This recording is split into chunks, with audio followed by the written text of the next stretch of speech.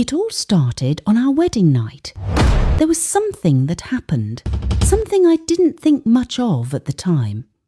It was exactly midnight when my wife quietly took off her wedding ring. She did it so carefully I almost didn't see it. She looked at me and smiled, then said, "It's time to sleep." I was excited, so I replied, "Good night," with a smile. I didn't think anything was wrong. Maybe she was just a little stressed. I lay there in bed, smiling to myself, thinking, I'm married now. Everything felt perfect, like a dream. But then I started noticing something strange. Every night she would go to bed wearing her wedding ring, just like anyone would. But exactly at midnight she would take it off. And by the time morning came, the ring would always be back on her finger, as if nothing had happened. The first night, I ignored it. The second night, I told myself it was just a coincidence. But by the third night, I knew something wasn't right. She always took the ring off at exactly midnight, and by morning it would be back where it belonged. Sometimes, around midnight, I heard her whisper my name, as if she was talking to someone about me. Other times, I would hear her quietly leave the bed and walk toward the bathroom. It made me uncomfortable, but I didn't want to overthink things. Finally, one morning, I decided to ask her about it. "Darling," I said gently, "I've noticed that you remove your ring every night at midnight, but by morning, it's always back on your finger. Why do you do that?"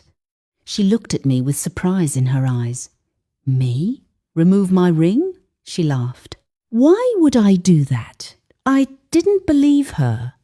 Deep down, I felt like she was hiding something from me. But instead of pressing her further, she moved closer to me, hugged me, and whispered, "I love you." I wanted to feel comforted, but instead, I felt more confused. That night, I decided I would stay awake to find out what was really going on. Just before midnight, she turned to me and asked, "Why are you still awake?" "I'm meditating," I whispered back, trying to hide my real intentions. She smiled and began talking about random things, but before I knew it, I fell asleep. When I woke up in the morning, she tapped me gently. "It's 8 a.m. already," she said. I was shocked. I couldn't remember when I had fallen asleep. The next night, I tried again, but once more I fell asleep. Then, at 2 a.m., I woke up suddenly. The bed beside me was empty, and my heart started racing. I quickly lifted the pillow, and there it was, her wedding ring. I picked it up slowly, wondering where she could have gone. Just as I stood up to look for her, she came out of the bathroom. I froze. Her face looked different. She didn't look like the woman I had married. It was 2 a.m., and I stood there, holding her wedding ring, unable to speak. For a moment, I didn't even recognize her anymore. She quickly wiped her face and, before I could blink, looked like herself again. "Why are you standing there like that?" she asked softly. "Did something happen?" I opened my mouth, but no words came out. I was, I stammered. Before I could finish, she smiled and said, "Oh, you want to ask about the ring?" Then she casually added, "Come on, don't make a big deal out of every little thing." Her face was calm, too calm. It was like nothing unusual had happened.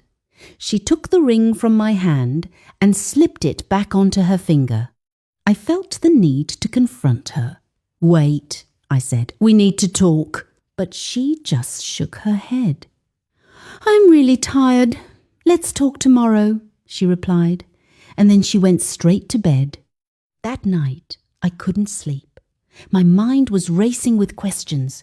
Was I imagining things? Was I overthinking? I just couldn't let it go. The next morning, she was cheerful as always. Every time I tried to bring up what had happened the night before, she quickly changed the subject. I decided to let it go, but I was determined to keep watching her closely. At lunch, she smiled at me and said, "Honey, my friends want to celebrate me tonight. They're happy I got married."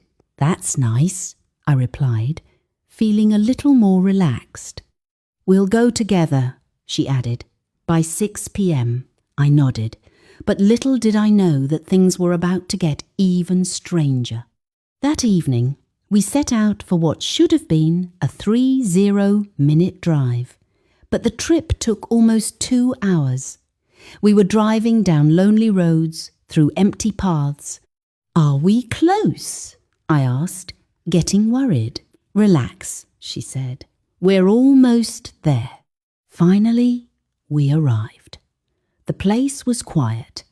There was no music, no people, just faint lights in the distance. It felt odd. "Is this the place?" I asked, confused. "Where is everyone?" She smiled and said, "They're coming. Let's wait inside."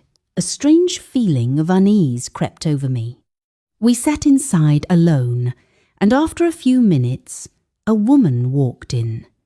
She exchanged a glance with my wife, and without saying a word, my wife slowly removed her wedding ring. I froze. "Why?"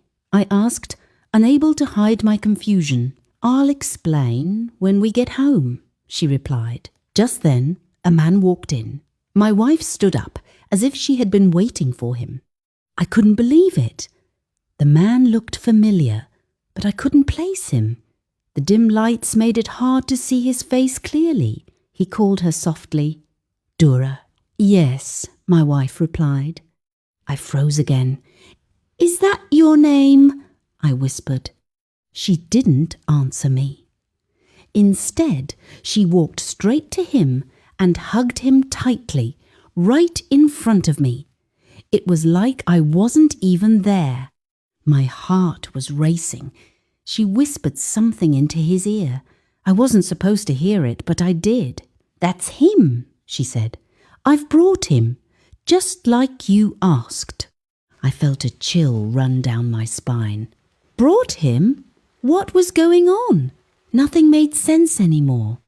I looked around and noticed a door half open. Without thinking, I stood up, pretending to adjust my shoes, then I turned and ran outside. I jumped into my car and drove without stopping until I got home. I locked the door as soon as I got inside.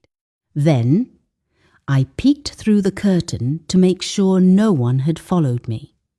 Slowly, I sat on the couch, took a deep breath, and stared at the ceiling. Who did I marry? Who was she really? So her name was Dura, not Angelina. What did she mean by "I've brought him"? I needed answers, but I couldn't find any. That night, sleep wouldn't come.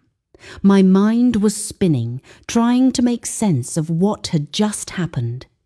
Who was this man? Why did my wife, or should I say Dura, act like she had been expecting him? Why did she bring him to that strange place? And what did she mean when she said, "I've brought him, just like you asked"?